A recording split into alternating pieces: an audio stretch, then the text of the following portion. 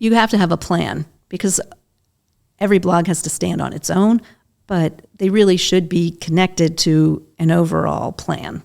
So if we're blogging about one particular service, okay, make sure that you've got the next blog is about the next service. Or if you're talking about a process, the first blog can be about how you start, the next blog can be about what happens next, And so you don't try and stuff everything into one blog, because nobody wants to read that, and you want to give them something to think about and then look forward to finding out more in the next blog.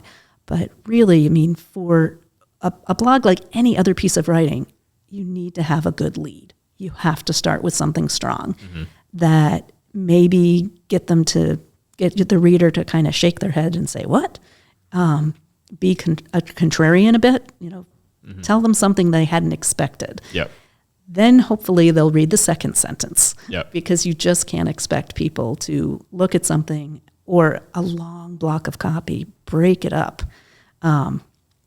Sometimes I think of blog writing like poetry, because you're trying to come up with something that sounds good, that sings well, sort of in the reader's mind, and it doesn't have to be long, but it has to say what you need to say in the most concise way possible.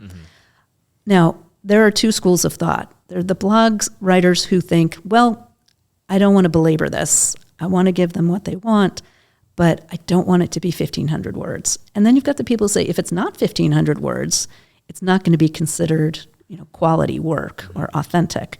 I tend to be in the first school, where I think not impossibly short, but shorter is better, because I think you have a better chance of somebody actually finishing what you wrote.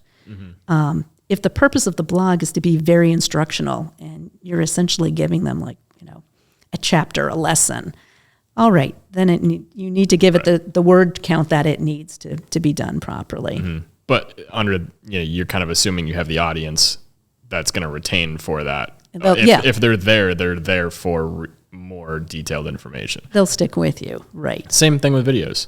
People are like, well, what's better, a short video or a long video? I said, that's a very loaded question, right? Because who are your audience? Who's your audience? What video are we talking about? Are we talking about a little promo, or is it your long form educational video?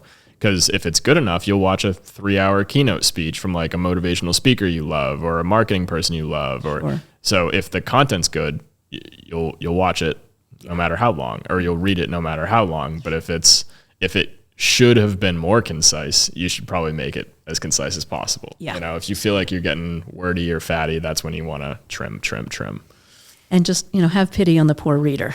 This pretend you're reading it. This is not the only thing they're doing all day. Right. And I'm just as guilty as the next person. If I can see that a video is longer than I'm ready to give it, I'll look for the transcript. Is there a way I can do this faster without sitting and watching it?